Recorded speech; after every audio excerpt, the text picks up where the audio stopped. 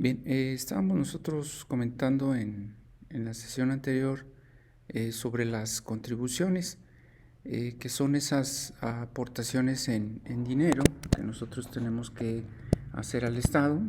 ¿Sí? Son cantidades, esas cantidades a nosotros nos obliga la Constitución, ¿sí? Es obligatorio en base eh, al artículo 31 fracción cuarta, ¿no? Es el que nos constriñe a que tengamos que contribuir a los gastos públicos de la federación, de los estados, de los municipios en donde nosotros residamos. Ahí vamos a tener que hacer o que cubrir con esas aportaciones en dinero para el Estado. Entonces, partiendo de esto, vamos a comentar que comentamos la sesión anterior que era de manera proporcional, también era equitativa, conforme a las leyes, que era lo que estuvimos comentando en sesión anterior, de la federación, estados y municipios.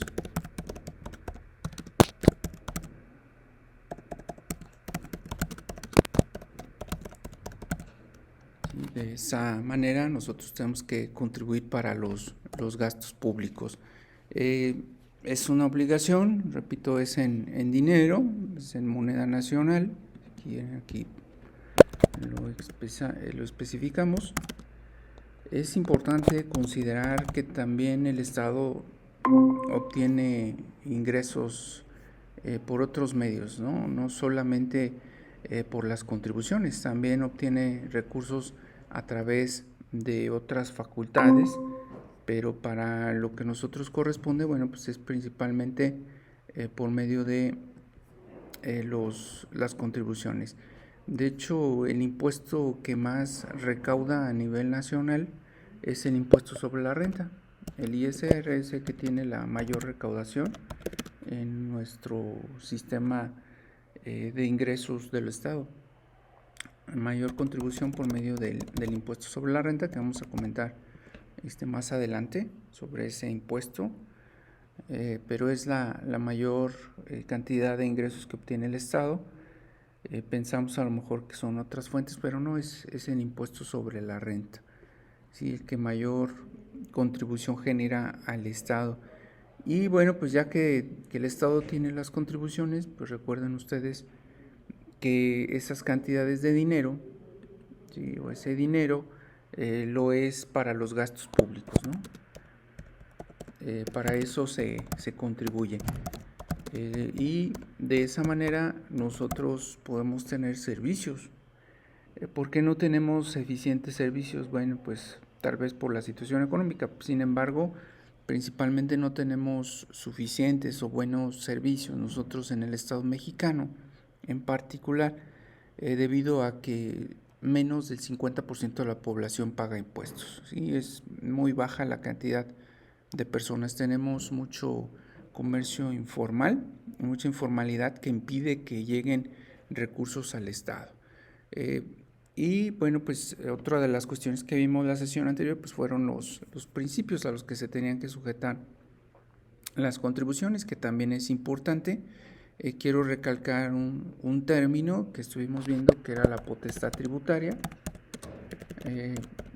que normalmente se nos olvida siempre que estudiamos fiscal, este término de potestad, y es muy importante.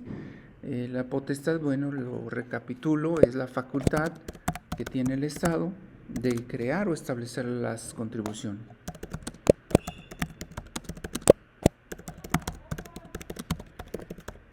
Entonces el Estado tiene esa facultad y teóricamente se le llama potestad.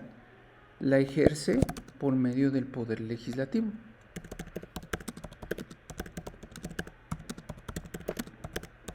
Entonces son los legisladores los que establecen las contribuciones, son los representantes del pueblo en estricto sentido, los que crean este sistema tributario que nosotros tenemos. Es muy importante recordar que esa potestad existe a nivel federal y a nivel estatal, ya que hay Congreso Federal y Congreso Estatal. Entonces estamos sujetos al pago de contribuciones de dos órdenes de gobierno. Nuestro sistema jurídico se divide en una federación compuesta por estados soberanos. Anteriormente no era así nuestro sistema jurídico. Antes teníamos nosotros una constitución centralista en donde no estábamos unidos en estados soberanos. Esto, en mi punto de vista, llega a ocasionar problemas tanto en lo legal como en lo fiscal, con muchas otras cuestiones. Pero bueno, pues fue la forma que se ideó en ese tiempo más adecuada, sobre todo por las distancias. Se requería tener un gobernador en cada una de las localidades para efecto de que hubiera una mayor presencia gubernamental. Pero sí ya estamos viendo que esa forma de gobierno políticamente, fiscalmente está generando pues algunas cuestiones trascendentes que llegan a afectar, porque pues ya quedamos nosotros en la sesión anterior que estamos sujetos a múltiples tributos, ¿no? Entonces, el hecho de que tengamos varios países, que tengamos varios estados al interior, pues eso implica que nos vemos sujetos a múltiple tributación, es decir, pagamos impuestos en todos lados. Vamos al extranjero, pagamos impuestos, llegamos a México, pagamos impuestos, llegamos al estado y pagamos otro tipo de contribuciones. Entonces, eso implica pues una complejidad tremenda, ¿no? Incluso de estado a estado también se generan problemas. Imagínense ustedes el caso, por ejemplo, de un conferencista que en una ocasión se contrató. Entonces, el conferencista vive por ejemplo, ¿no? en San Luis Potosí. Y en San Luis Potosí, si no me equivoco, pues no hay los mismos impuestos que en Guanajuato. Entonces, en San Luis el conferencista iba a expedir un comprobante. Cuando el conferencista iba a expedir ese comprobante, pues no traía un impuesto que tenemos en Guanajuato, que se llama cedular. Entonces, en Guanajuato, pues sí está el impuesto cedular.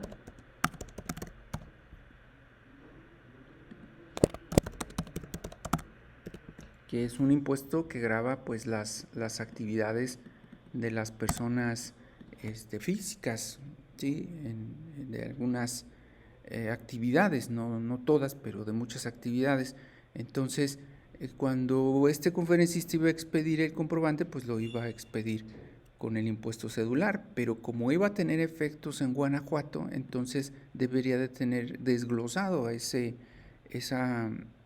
concepto del impuesto cedular, que implica una retención, así se le llama en materia impositiva, ¿sí? Que implica una retención.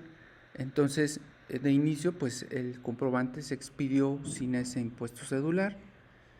Se le exigió que como ese comprobante iba a tener efectos en Guanajuato, bueno, pues si tuviera desglosado o contemplado esa retención en impuesto cedular, porque el comprobante iba a tener efectos aquí. Entonces, eso es lo que genera, ese es uno de los tantos problemas, ¿verdad?, que genera el hecho de tener múltiple tributación en diferentes estados, en diferentes localidades, ya que a un mismo sujeto, a pesar de que no vive en Guanajuato, fíjense, a pesar de que no vive en Guanajuato, se le iba a retener un impuesto denominado cedular. Es decir, iba a pagar un impuesto cedular en un estado, ¿sí? Sin que su fuente de ingreso fuera a ser en Guanajuato, ya que se le iba a hacer la transferencia como tal. Entonces, el hecho de que yo reciba un dinero ya prácticamente no es en una localidad, sino en una transferencia. Entonces, eso es lo que ocupa al interior. Yo les comentaba en la sesión anterior, Para evitar esa múltiple tributación tenemos una ley de coordinación fiscal. La ley de coordinación fiscal y diversas disposiciones evitan o tratan de evitar estos problemas, y a nivel internacional, bueno, pues tenemos tratados internacionales con otros países también para evitar la doble o múltiple tributación. ¿Sí? Entonces, son algunas de las maneras que el gobierno trata de evitar problemas derivados de esa múltiple tributación. ¿Sí? Pero en efecto, pues sí, las consecuencias a la última instancia se generan en el bolsillo de nosotros, este tipo de sistema impositivo. A mí me gustaría que hubiera un sistema impositivo global, ya que muchas personas van a otros países para evitar impuestos en México y en otras partes del mundo. Si hubiera una homogeneidad de impuestos, una homogeneidad de pago de contribuciones en todas las partes de la República y en todas las partes del mundo, pues evitaríamos eso de la múltiple tributación. Eso puede llegar a ocurrir cuando nosotros ya manejemos un sistema de evitar la moneda impresa y tengamos moneda virtual o moneda electrónica en todos los casos. Entonces eso es lo que genera la doble o la múltiple tributación. Les comento, les reitero, la coordinación fiscal en base a esa ley trata de evitar, ¿sí? Trata de evitar problemas o afectaciones en las personas, ¿no? Trata de evitar problemas o afectaciones. También los tratados internacionales. Entonces hay varios tratados que nosotros tenemos en México, celebrados con diferentes países del mundo, con la finalidad de evitar la doble o la múltiple tributación y que una persona no se vea afectada. Por ejemplo, también tenemos otro impuesto que es el IVA, el impuesto al valor agregado, que nosotros tenemos una tasa del 16, pero en otros países ronda alrededor del 7 punto y algo, ¿no? Y es variable la tasa, cambia incluso a veces por temporadas. Entonces, pues ahí hay una gran diferencia del 7 punto y tantos al 16 que tenemos. Por eso es que en las fronteras se ha establecido un beneficio para los particulares y ellos pagan una tasa del 8% para evitar problemas con otras entidades fronterizas. Entonces eso es lo que ocurre con la coordinación, ¿sí? Entonces hasta aquí es la recapitulación que yo quería hacerles, con el fin de que tengamos bien concreta la importancia de los temas que ya habíamos visto. Vamos a pasar al otro tema que es también muy importante, que ya nos corresponde al día de hoy, que es el de la competencia tributaria. Este concepto es muy importante, nos sirve mucho para la defensa. Cuando yo tengo un acto de autoridad fiscal, yo lo primero que verifico es que la autoridad sea competente. Una autoridad va a ser competente en materia tributaria, ¿sí?, cuando cumpla ciertos requisitos que vamos a comentar a continuación. Pero antes, ¿quién es competente en materia tributaria? ¿Qué es la competencia tributaria? Bueno, pues la competencia tributaria nosotros vamos a comentar que es la facultad del Poder Ejecutivo. Recuerden que hay ejecutivo federal y estatal, entonces es la facultad del Ejecutivo a nivel federal o estatal, ¿sí?, para aplicar las disposiciones o normas tributarias.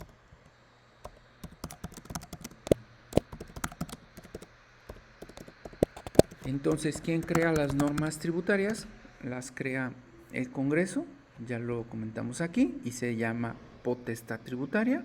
Es la facultad del Estado por medio del Poder Legislativo para crear las contribuciones. Ya que las contribuciones están creadas, ¿sí?, se publican en el Diario Oficial de la Federación. Lo vamos a poner por aquí. Las contribuciones, una vez creadas, se publican en el Diario Oficial de la Federación.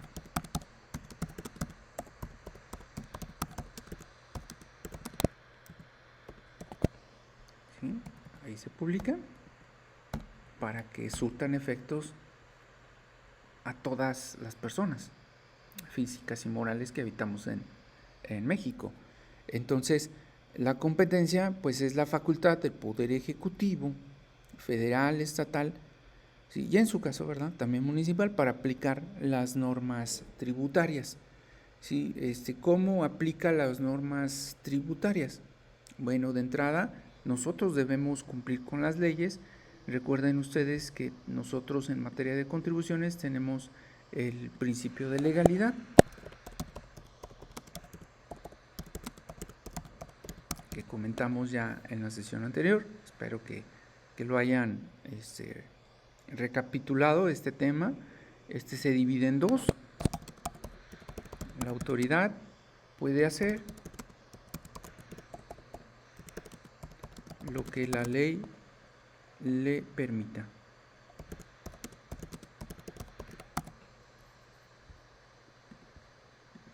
Y el contribuyente puede hacer lo que la ley no le prohíba.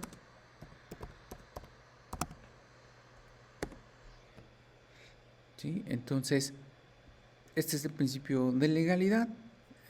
De esta manera, la autoridad, o sea, el Poder Ejecutivo, en base a su competencia tributaria, entonces va a realizar lo que la ley le permita. ¿Sí?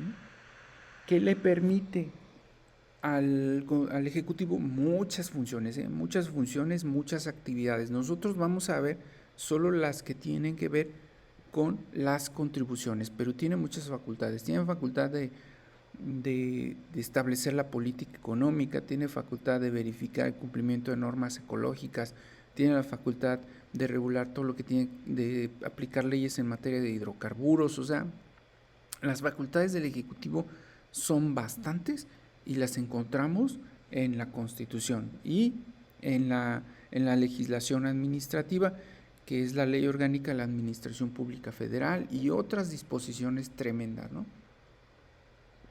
Para nosotros únicamente vamos a analizar lo que va a realizar el Ejecutivo por ley, ¿sí?, y que le permita obtener contribuciones.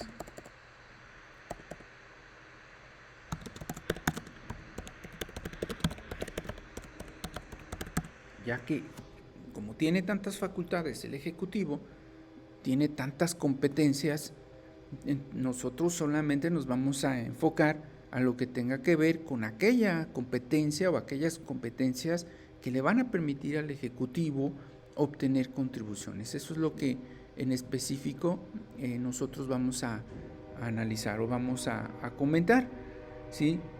Entonces, ¿qué es lo que va a pasar con el Ejecutivo entonces? Bueno, que al ejercer su competencia va a desplegar todo aquello que tenga que ver con obtener contribuciones. ¿Y cómo creen que las obtiene? Normalmente, ¿sí?, se obtienen las contribuciones por el pago de las mismas de manera normal o pago normal de las personas. Es la forma que va a obtener el Estado, sí, las contribuciones por el pago normal. Si se fijan, cuando hay pago, con la palabra, ¿verdad?, si lo pueden apreciar, cuando hay pago normal, pues no tiene que desplegar ninguna competencia el Ejecutivo. Ahí lo único que hace pues es recibir los pagos. Esa sería su competencia, ¿no? Recibir pagos. Pero ¿ustedes creen que las personas en general hacen pago normal de las contribuciones? Pues no. En general, para que una persona pueda hacer un pago, y no solo en materia de contribuciones, sino en cualquier tipo de ámbito, le tienen que hacer un cobro, le tienen que realizar una gestión para efectos de obtener esos recursos. Entonces, lo mismo pasa con las contribuciones. No las personas, sí, quiero comentarles que la mayoría de la población en México, más del 50%, no hace su pago normal de las contribuciones. ¿Sí? Entonces, esto sería lo ideal, ¿no? Ok, ya hay una ley creada por el Congreso, el Ejecutivo tiene competencia, ¿sí?, únicamente para recibir los pagos, porque nosotros los pagamos de manera normal. Pero repito, eso no ocurre desafortunadamente en nuestro país. Entonces el Ejecutivo tiene que ejercer o tiene que realizar acciones con la finalidad de obtener esos recursos o esas contribuciones. Entonces, ¿qué es lo que hace el Ejecutivo ante un pago anormal de contribuciones? Pues ejerce sus facultades de comprobación.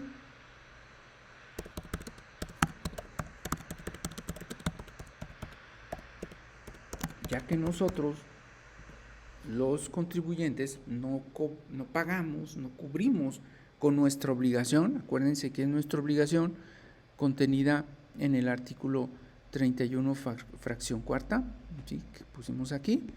Entonces es nuestra obligación. El Estado no nos tendría que ir a cobrar, ¿sí?, no tendría por qué irnos a molestar ni ejercer ninguna acción, porque es nuestra obligación cumplir con la ley. La ley es el deber ser, es un ideal. Es decir, es ideal, es el deber ser que nosotros espontáneamente, conforme al artículo 31 fracción cuarta, vayamos y paguemos nuestros impuestos de manera proporcional, conforme a las leyes, en la federación, en los estados y municipios, desde luego de manera equitativa, ¿sí? Es decir, todos de la misma manera. Entonces, eso es el ideal. Hablando de la definición anterior que les di de derecho fiscal, si ustedes se dieron cuenta, desafortunadamente el derecho se quebranta constantemente por las ciudadanas, por los ciudadanos, en todos los ámbitos gubernamentales. Si no hay es decir, la ley o el derecho no cumple con su misión, no cumple con su misión de que nosotros lo cumplamos, y tiene que actuar la autoridad para efectos de forzarnos al cumplimiento. Y lo mismo pasa en materia de contribuciones. Entonces, ¿sí?, nosotros no lo pagamos normal, ¿sí?, aquí incluso lo quiero aclarar, ¿sí?, no existe en su mayoría. No existe en su mayoría el pago normal. Entonces, la autoridad, es decir, constantemente quebrantamos el artículo 31, los ciudadanos, las ciudadanas, personas físicas y morales, constantemente quebrantamos el mandato constitucional contenido en el artículo 31, fracción cuarta. Sí, es muy frecuente en nuestro país, muy frecuente. Y cada que ustedes ven una actividad informal donde no les expiden algún ticket o algún comprobante de carácter fiscal, pues ahí hay mucho incumplimiento, ¿no?, en el pago de contribuciones. Y entonces la autoridad, ¿qué hace para forzarnos en base a su competencia? Bueno, pues ejerce sus facultades de comprobación, así se le llaman. Sí, la facultad de comprobación, la más importante antes, ahora ya no es la más importante, sí, era una visita domiciliaria. Es decir, y menos con situación de contingencias sanitarias, pues ahorita no va a ir la autoridad a un domicilio, ¿verdad? Pero es la facultad, o era la facultad más relevante, es decir, se constituían funcionarios del Estado en el domicilio fiscal de las personas. Más adelante vamos a ver qué es ese domicilio fiscal. Se constituían en el domicilio fiscal a efectos de revisar las cuentas, en este caso se llama contabilidad de las personas físicas y morales. Entonces, esa visita apoyaba o ayudaba a la autoridad a verificar el exacto y correcto cumplimiento de las disposiciones fiscales. Esa visita está, se los comento, está regulada en el artículo 16 constitucional. En materia penal se le denomina cateo. ¿Sí? En materia fiscal y administrativa se le llama visita domiciliaria. ¿Sí? En penal, pues es el ir al domicilio a verificar que no haya objetos de delito o incumplimiento de delitos, ¿sí? Entonces, esa es la facultad primordial. Pero hay otras facultades de comprobación. También la autoridad trabaja desde sus oficinas.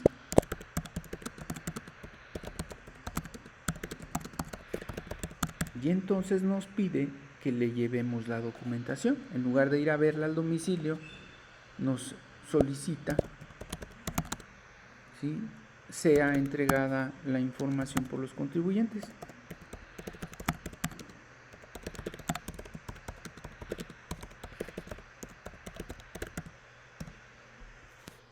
¿Sí? A esta facultad de que la autoridad revisa desde sus oficinas, ¿sí?, se le va a llamar revisión de gabinete. Y es más factible, a lo mejor ahorita tampoco por la contingencia sanitaria, pero es más factible que la autoridad pida que se le entregue. ¿Y qué autoridad? Sí, bueno, voy a hacer una recapitulación sobre qué autoridades. ¿Sí? Esas autoridades, bueno, pues son las autoridades fiscales.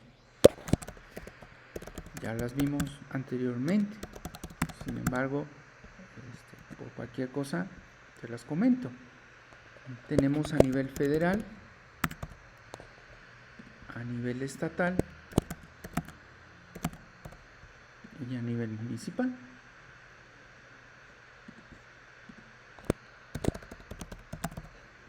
A nivel federal vamos a tener al Servicio de Administración Tributaria, por sus iniciales es SAT. ¿Sí? Tenemos a nivel federal también al IMSS, al Instituto Mexicano del Seguro Social, que también es autoridad para efectos fiscales, tiene muchas facetas.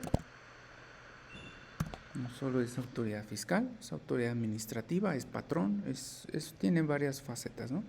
Entonces, a nivel federal tenemos estas principales áreas. A nivel estatal tenemos a Finanzas del Estado,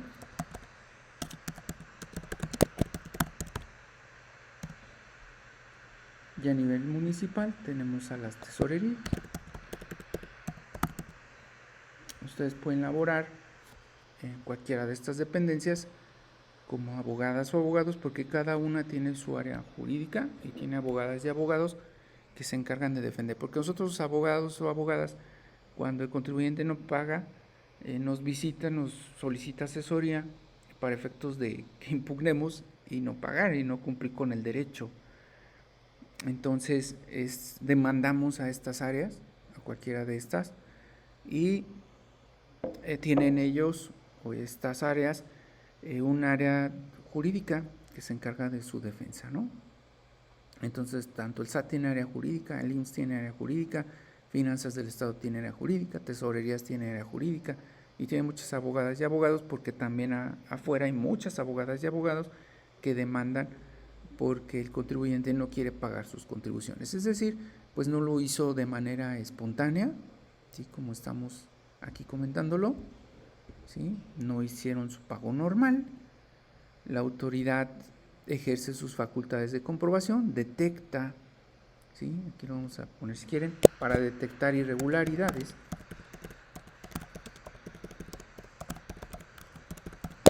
Las detecta y entonces emite lo que vamos a ver más adelante, que es el crédito fiscal, y nos van a visitar a los asesores o asesoras para continuar sin pagar, es decir, para que impugnemos el crédito fiscal, porque lo consideran que es injusto, ¿sí?, que no deben pagarlo o contribuir al gasto público. La mayoría de los ciudadanos, aunque tengan la capacidad contributiva, se le llama, es decir, la capacidad de pagar impuestos, no les gusta hacer. Y eso es a través de la antigüedad. A través de los años no nos ha gustado pagar contribuciones.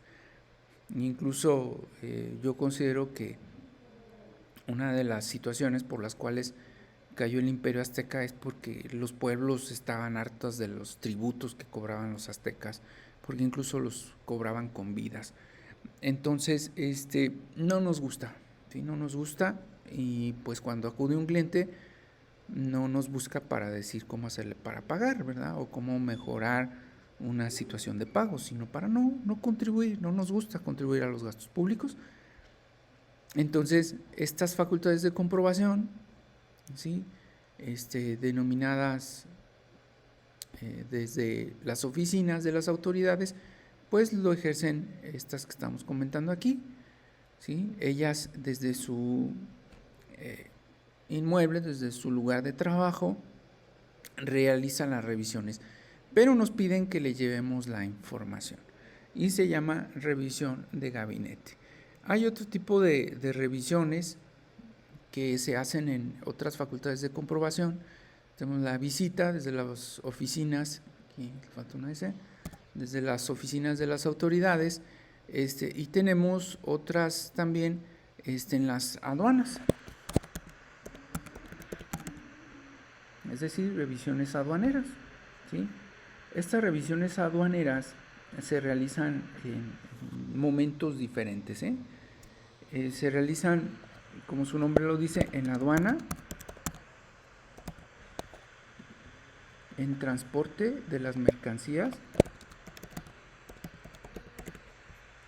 o en el domicilio donde se encuentran las mercancías.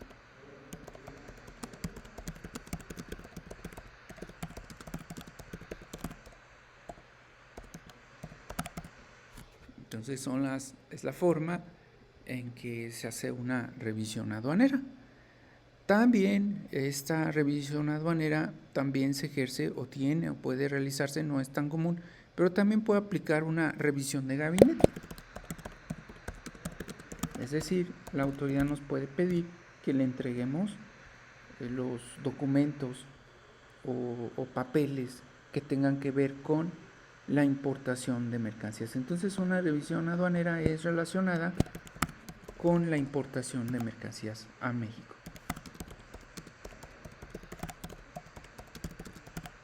Y ustedes se pueden preguntar hasta el momento por qué entonces hay tan poca recaudación o tanta evasión de impuestos y hay facultades de las autoridades y hay revisiones.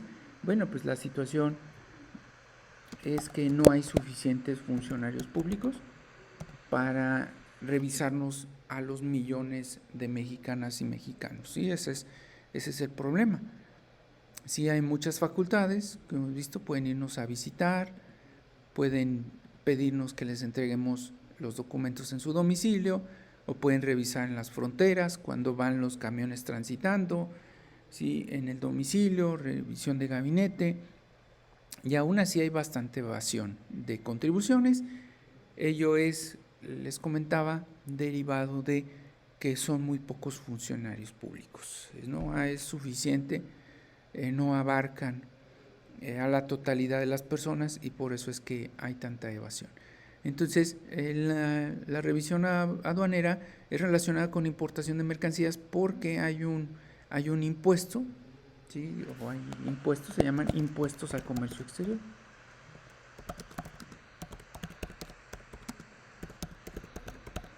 Entonces, esos impuestos al comercio exterior, bueno, pues se van a cubrir o se van a pagar cuando ingresen mercancías a México, mercancías de procedencia extranjera a nuestro país, se van a tener que cubrir los impuestos al comercio exterior. En los impuestos normales se encarga un contador público, ¿no? Un CP. En materia de impuestos al comercio exterior se encargan los denominados agentes aduanales que tienen un permiso de la autoridad. Normalmente son licenciados en negocios o licenciados en relaciones internacionales, que son los que se encargan de estar determinando los impuestos y presentando los pagos, ¿no? Obteniendo los trámites necesarios para efecto del cumplimiento de estos impuestos. Entonces también en materia aduanera pues se pueden ver las personas sujetas y pues ustedes también pudieran trabajar en un área aduanal, pueden trabajar en una autoridad o bien les comentaba en el ámbito particular defendiendo a los particulares que se vean afectados por actos de esta naturaleza. Entonces, para efectos de lo que estamos comentando en las autoridades fiscales, tanto el SAT como el IMSS y los demás tienen un área de auditoría. Las áreas de auditoría de estos organismos son los que verifican lo que estamos comentando, principalmente. Tienen otras áreas que también hacen lo conducente, pero tienen un área de auditoría. También en las tesorerías tienen sus auditores. ¿Sí? Entonces, las áreas de auditoría son las principales. Y en el SAT también tiene un área de aduanas, ¿no? Esa área de aduanas o comercio exterior es la que realiza estas facultades, ¿no?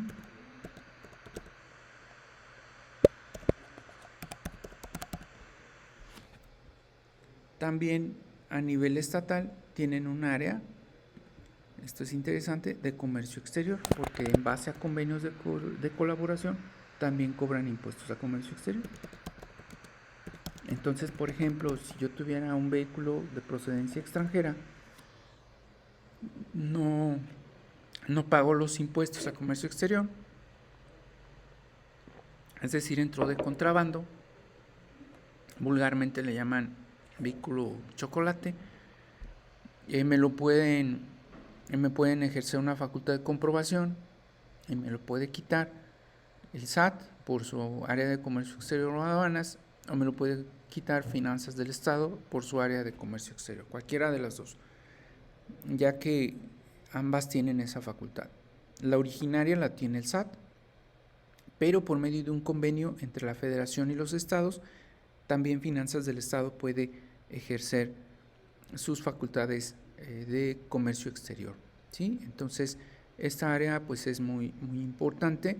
Normalmente revisan mercancías y también vehículos, pero le interesan mucho más las mercancías, ya que todas las personas que traen mercancías a México, sean vehículos o cualquiera, deben de pagar impuestos, ¿sí? Impuestos a comercio exterior. Si no se pagan los mismos, entonces la autoridad va a revisar que se hayan cubierto para ejercer sus facultades. Otras de las atribuciones que tiene la autoridad en materia fiscal, bueno, pues es realizar inspecciones en la vía pública. Normalmente no las ejerce por el riesgo que tienen los funcionarios de que si van, por ejemplo, a un tianguis, de que les puedan hacer algo todos los tianguistas. Ha ocurrido que los agreden, que se tienen que ir. Han desaparecido también algunos funcionarios que van a hacer inspecciones. Es otra facultad, pero normalmente al menos yo no he visto inspecciones de autoridades que tengan que cobrar impuestos. Hay inspecciones sanitarias, hay inspecciones de comercio informal o comercio en la vía pública, hay inspecciones de otro tipo, pero casi fiscales no las van a encontrar. Lo más común actualmente que pudieran ustedes localizar, bueno, pues son las revisiones electrónicas. Estas revisiones electrónicas lo realiza la autoridad desde su sistema informático, ¿no? Estos sistemas informáticos se enlazan con las cuentas bancarias. Se relacionan o están conectados con las cuentas bancarias.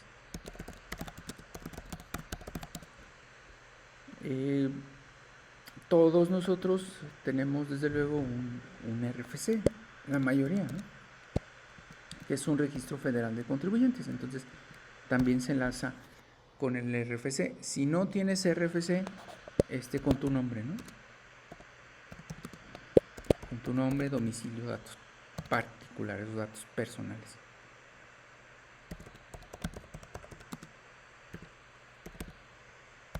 ¿Sí? Porque si bien es cierto, pudieras no tener el RFC, cuando haces una compra, se puede registrar tu nombre.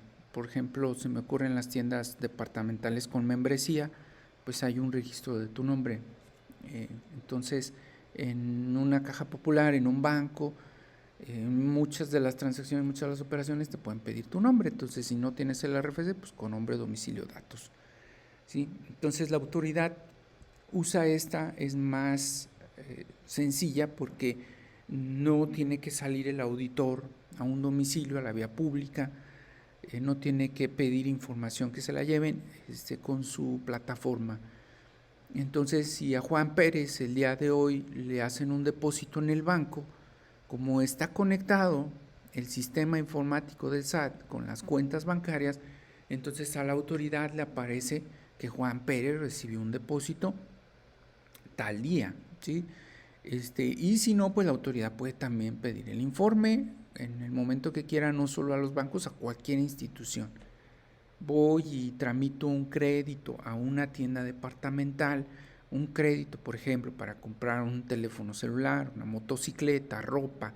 Voy y tramito un crédito, entonces se van a registrar todos esos datos y la autoridad, por medio de esas revisiones electrónicas, pues se va a poder percatar sin pedirme información que Juan Pérez López, según su sistema informático conectado a las cuentas bancarias, ¿sí? Juan Pérez López, de nombre, domicilio tal, solicitó un crédito en la tienda departamental X, compró un celular de 25,000 pesos, pero pues ni siquiera paga impuestos, no tiene RFC, entonces ahí hay una irregularidad.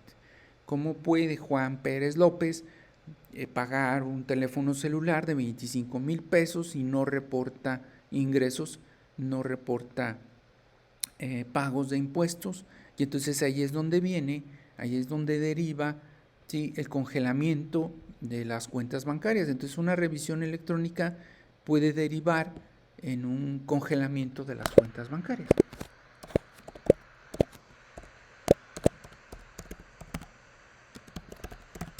Mientras se averigua, por lo pronto la autoridad averigua de dónde obtuvo esos ingresos. ¿Sí? Congela cuentas bancarias, normalmente lo hace, se supone que es un denominado embargo provisional, ¿no? Y este tipo de facultades pues va a ser más frecuente cada vez, porque cada día está creciendo por situaciones económicas, está creciendo el comercio informal, pero también la autoridad está mejorando sus sistemas y se puede percatar de una mejor manera las inconsistencias que están cometiendo los contribuyentes, quienes debieran pagar impuestos en base al artículo 31, fracción cuarta. ¿Sí? Entonces es obligatorio, si tú recibes un ingreso de 25,000 pesos, por ejemplo, para comprar un celular, entonces se supone que es obligatorio, conforme a la Constitución, pagar de manera proporcional, equitativa, que dispongan las leyes, ¿sí? Vamos a poner aquí. ¿Sí? En la federación, los estados y los municipios. Y de aquí voy a desprender un principio, ¿sí?, que deriva de los principios del derecho, la ignorancia de la ley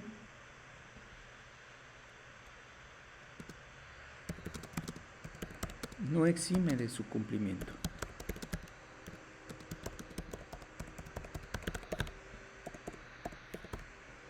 Entonces, es que yo no sabía que si me daban 25,000 pesos por esta chambita, por este trabajo, por esta actividad, yo no sabía que se tienen que pagar contribuciones. Yo ni he leído la Constitución, ¿sí? La ignorancia de la ley no exime de su cumplimiento. Yo no sabía que traer este vehículo denominado, entre comillas, chocolate, yo no sabía que traer este vehículo chocolate implicaba un delito de contrabando.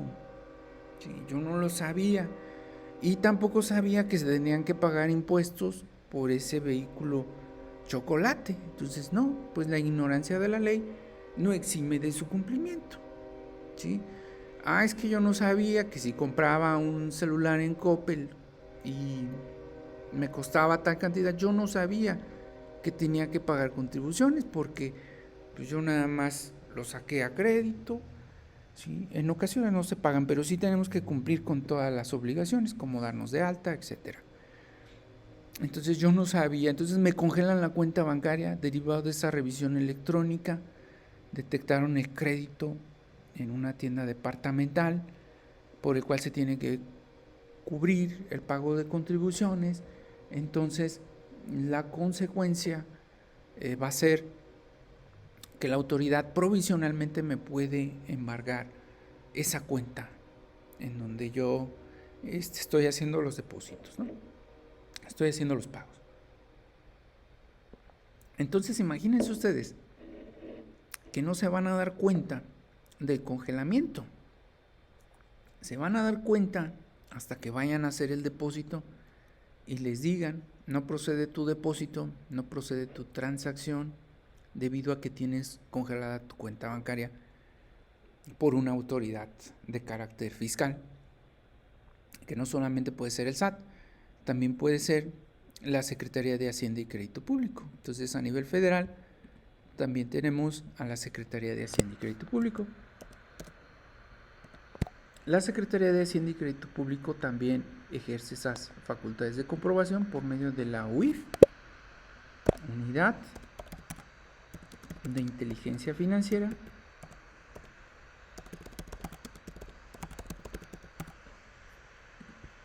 Este se encarga, o bueno, lo vemos materializado en sus funciones, en que congela las cuentas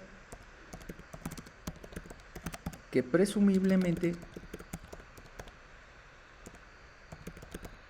sean operaciones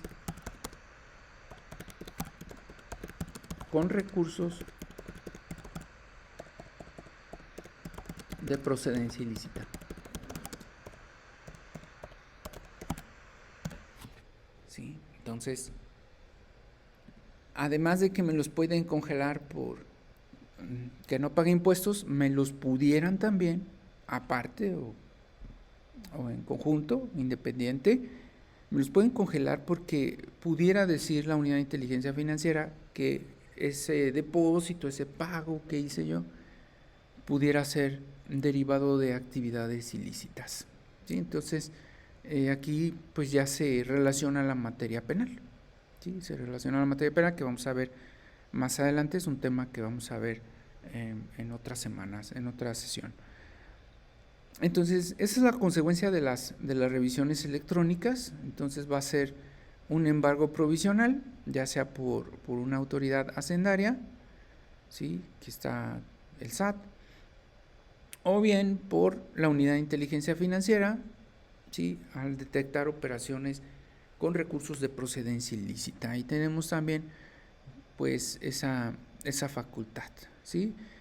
¿Todo por qué? Bueno, pues por no cumplir con la obligación contenida en el 31 fracción cuarta, o bien todo por usar recursos de procedencia ilícita. Otra de las facultades que vamos a comentar que tiene la autoridad a efecto de comprobar las irregularidades es consultar a terceros o solicitar información de terceros. Es otra de las maneras que lo puede hacer la autoridad. Entonces, solicitando informes o información, ¿sí? Lo vamos a dividir en dos: a autoridades o bien a particulares. Es decir, la autoridad le puede preguntar sobre nosotros a otras personas. Le va a decir: a ver, institución bancaria, infórmame sobre Juan Pérez López, dame toda su historial, ¿sí? Todo su historial crediticio, dame todo su historial de depósitos, de ingresos, todos sus movimientos. Entonces es otra de las facultades que la autoridad puede ejercitar, ¿sí? Bueno, pues ya que termina de revisar, es decir, esto es, pues chismeame sobre Juan Pérez López, ¿no? Ya que termina la autoridad de revisar, o al concluir sus facultades, ¿sí? Entonces, al concluir la revisión, pues la autoridad va a determinar algunas cuestiones, ¿sí?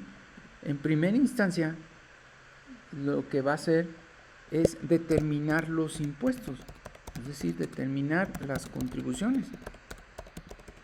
¿Cuánto voy a pagar o cuánto debo? ¿sí? Es decir, saca la autoridad un monto a pagar,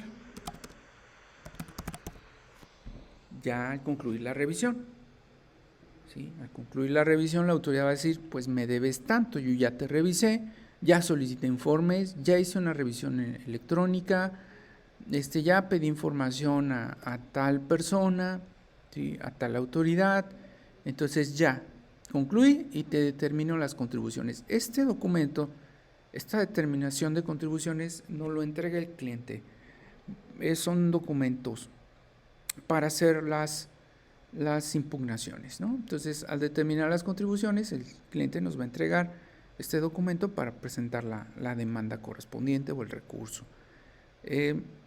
Al concluir la revisión, entonces, también la autoridad va o puede, ¿sí? Puede embargar. Lo pudo hacer desde un inicio o lo puede hacer después. Hay dos tipos de embargos, uno provisional, que ya les comenté hace rato, y un embargo definitivo. Este embargo definitivo ocurre cuando no pagamos lo determinado. El provisional es mientras se aclara, ¿no? Porque yo les dije, bueno, pues me congelan las cuentas, ¿sí? Pero es provisional mientras se aclara. Si no se aclara, entonces no, pasa a ser definitivo. Porque no lo aclare, ¿sí? Entonces el definitivo es, entonces, por no pagar o bien por no aclarar. ¿Vale? Entonces son los embargos. Para que una autoridad pueda embargar, tiene que hacer un cobro coactivo. Es decir, cobro forzoso. Fuerza, ¿no? Coactivo. ¿Vale?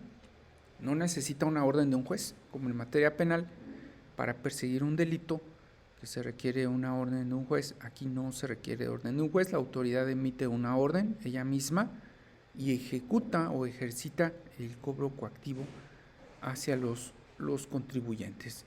¿Sí? Y ya comentamos que lo hace a nivel federal, lo hace a nivel estatal, lo hace a nivel municipal. ¿Sí? Ya lo comentamos esa parte, me regreso. La autoridad actualmente estatal no ejerce los embargos, los embargos de cuentas. Ahorita ese embargo de cuentas normalmente lo ejercita solo la federación. ¿Sale? Finanzas del Estado no tiene, no ejerce, al menos en Guanajuato, esa facultad como tal. Sí, las tesorerías tampoco ejercitan los embargos. Ya se va a crear o se estaba creando en el estado de Guanajuato igual una unidad de inteligencia. Sí, están en eso, están en esa actividad para efectos de cerrar más la brecha de las personas que se dedican a actividades ilícitas. Sí, eso es para hacerles embargos. Tiene muchísimas cuentas embargadas la Secretaría de Hacienda. Por ejemplo, recién detuvieron a un delincuente en el estado de Guanajuato muy nombrado, y se dice que la unidad de inteligencia financiera de la Secretaría de Hacienda congeló cuentas bancarias de 600 personas aproximadamente relacionadas con este delincuente. ¿Sí? Entonces imagínense ustedes la cantidad de cuentas que tiene congelada y montos que tiene la unidad de inteligencia financiera. Lógicamente va a ser difícil que esas personas puedan recuperar ese dinero, porque tendrían, ya lo comentamos aquí, tendrían que aclarar, ¿sí? Tendrían que aclarar de dónde obtuvieron esos recursos, y como no van a poder aclarar que fueron de manera lícita, pues ese dinero ya se va a perder, ¿no? Ya va a pasar a ser definitivo.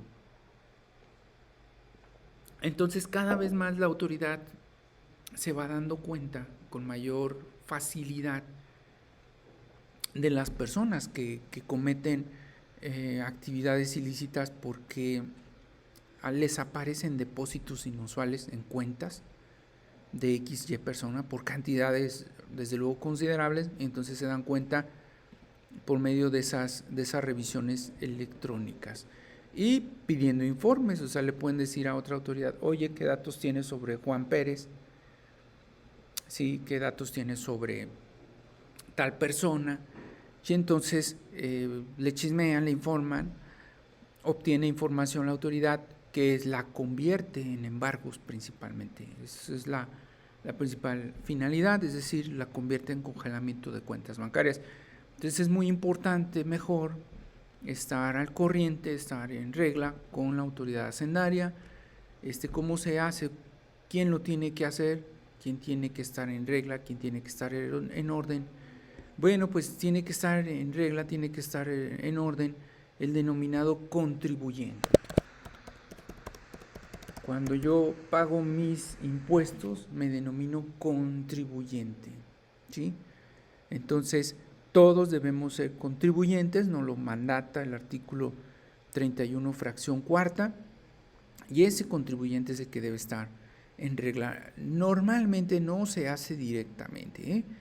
Es como si alguien quisiera presentar una demanda por derecho propio, alguien que no sea abogado, que no sea abogada.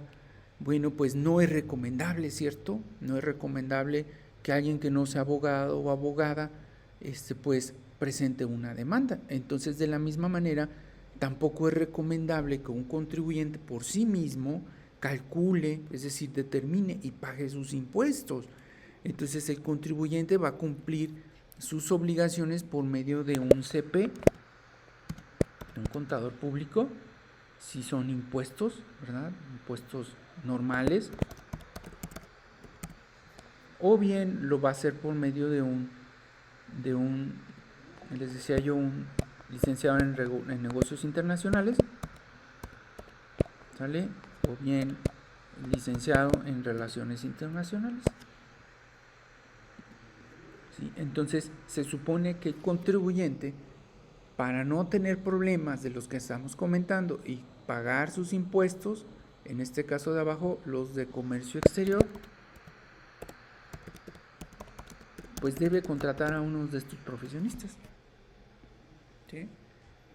Eso es lo ideal, que todas las personas tengan un profesional que se encargue de ver por esa situación que tienen. Sí, repito, si yo no soy abogada, yo no soy abogado, pues no es conveniente, aunque yo haya visto muchos videos y leído mucho material, pues no es conveniente que por mí mismo, mí misma, pueda yo presentar una demanda. ¿Sí? Entonces el contribuyente pues tiene que hacerlo por medio de estos profesionistas, ¿sale?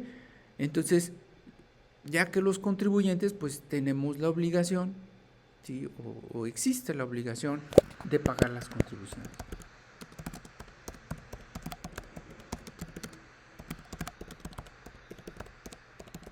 Y si no, pues ya vimos una de las consecuencias. Hay más que vamos a ver más adelante, como es el delito. Entonces, ¿quiénes son los contribuyentes? ¿Sí? ¿Quién es contribuyente o quién se considera contribuyente? ¿Sí? Vamos a hacer aquí la pregunta.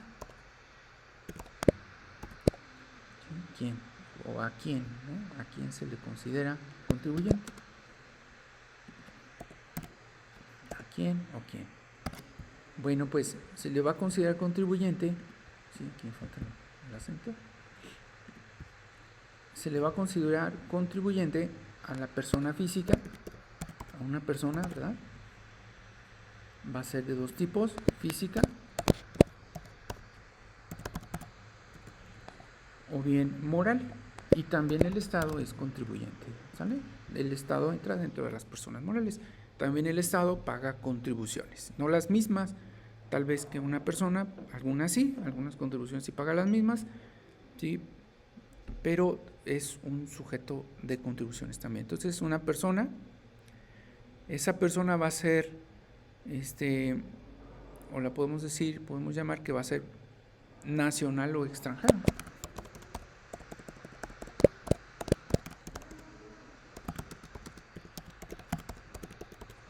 Ya quedamos que también los extranjeros pueden ser de esa manera. Y ese nacional o extranjero debe de tener una característica, debe tener una residencia, principalmente en el país, residencia o actividad en el país. Y tenemos así muchas plataformas electrónicas que también, a pesar de que físicamente no están en nuestro país, sí realizan una actividad, ¿cierto? Tenemos varias plataformas electrónicas que tienen su sede en el extranjero. Si se fijan, principalmente las plataformas electrónicas, la mayoría tiene su sede en Estados Unidos. Son compañías norteamericanas que brindan servicios virtuales en nuestro país. Entonces va a ser nacional o extranjero, sea física o sea moral, la persona que realice esas actividades. ¿Sale? Entonces, no, lo ideal es que tenga una residencia, que tenga una oficina aquí, pero si no, con el hecho de realizar actividades en nuestro país, bueno, pues se va a ver sujeta al pago de contribuciones. Entonces, la persona física o moral, ¿sí?, son sujetas del pago de contribuciones. ¿Cuándo voy a pagar contribuciones? Que es lo que muchas veces nosotros no sabemos, deberíamos de saber, y es muy importante. ¿Cuándo voy a pagar contribuciones? Yo voy a pagar contribuciones de entrada, debo ponerme eso en la mente, cuando obtenga ingresos. Cuando obtenga ingresos, ¿sí?, cuando, ya les comenté, importe mercancías a México,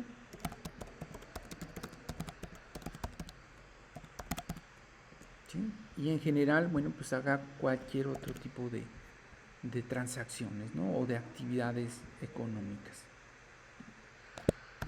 Voy a poner otras porque son varias, ¿sale? Entonces, pero la duda se resuelve bien fácil, ¿no? Y así ya con eso no voy a omitir o decir, pues es que yo no pagué impuestos, yo no, porque yo no sé. Ah, bueno, pues con esto ya todas y todos debemos de saber. Si yo obtengo un ingreso, si yo obtengo dinero, voy a verme sujeto al pago de contribuciones, y lo ideal que en cuanto yo reciba un dinero, eso sería lo ideal, es el deber ser, es el derecho, ¿sí? Cuando yo reciba un dinero, lo primerito que tengo que hacer es contratar a un CP. Es lo primerito, ¿sí? Es lo primero, lo principal.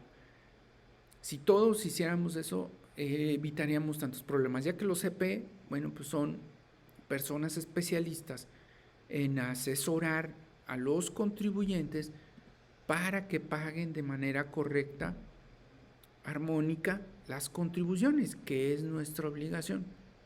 Pero ¿qué hacemos en la práctica? En la práctica yo soy una persona física, ¿sí?, nacional, realizo una actividad, obtengo ingresos, y lo primerito que hago es gastarme el dinero. Lo primerito, gastármelo, comprar, adquirir mercancías. Es lo primero que se me viene a la mente.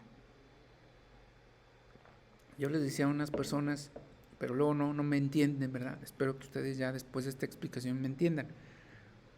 Yo les decía a unas personas, cuando yo obtengo un ingreso, lo primero que pienso, ¿sí?, es cómo debo hacerle para pagar los impuestos o para pagar los menos impuestos. Es lo primero.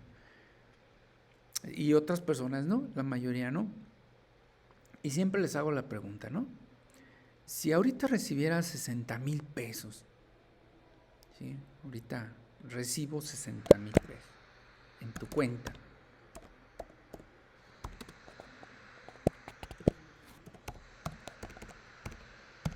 Recibo 60,000 pesos en una cuenta bancaria, ¿sí? Y se lo vamos a reflexionar. Ahorita me acaba de llegar mi alerta al celular, porque tengo enlazado ahí en mi celular mi banco, ¿sí?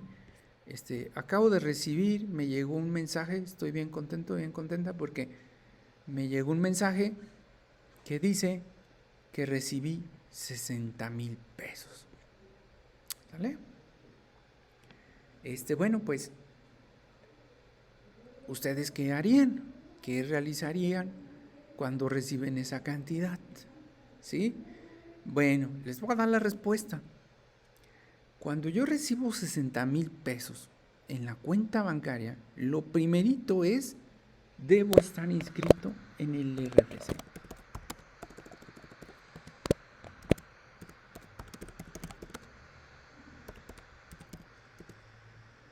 Es lo primerito. Sí, debo estar inscrito. Es lo esencial, es lo fundamental. Si no estoy inscrito, pues tengo que hacer la inscripción inmediatamente. Sí, inmediatamente. O sea, lo más pronto posible. Siguiente. Debo expedir un CFDI por esa cantidad. Ya me pasé, ya me brinqué un paso, pero lo doy por aprendido en esta sesión. Sí, pero ya me pasé un paso, ¿no? Lo primerito, o sea, lo principal, ya se los dije hace rato, contrato al CP. ¿Estamos? Pero bueno, vamos a suponer que yo por el momento no quiero contratar al CP, ¿sí? ¿Qué va a hacer el CP? Pues lo primero voy a pensar, pues me va a cobrar un porcentaje de los 60,000 pesos, ¿vale? Pero pues es mejor, me da más seguridad, es como el abogado.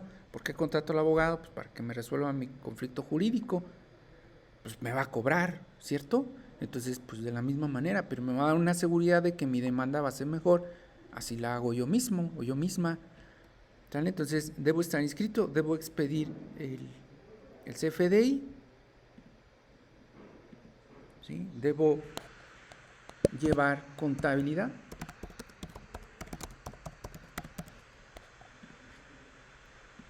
Debo presentar declaraciones.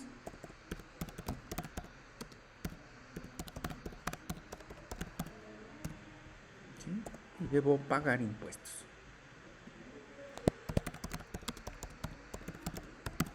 A ver, díganme, ¿dónde quedó gastarme el dinero?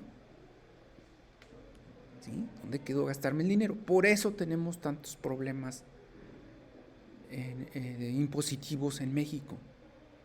¿Sí? Porque recibo los 60,000 y lo que yo puse con mayúsculas, nosotros lo cambiamos por gastarnos el dinero. ¿Sí? Ese es el problema. Ese es el problema. Y mientras nosotros no cambiemos esta cultura, pues vamos a seguir teniendo un país de esta naturaleza, ya que normalmente nosotros no cumplimos con el pago de esas contribuciones, afectamos al gasto público, afectamos nuestro patrimonio porque pues nos van a embargar, ¿sí? Entonces esa es la situación. Hasta aquí le dejamos. Vamos a pasar a la sesión de preguntas y respuestas. Si gustan abrir sus micrófonos, si gustan participar.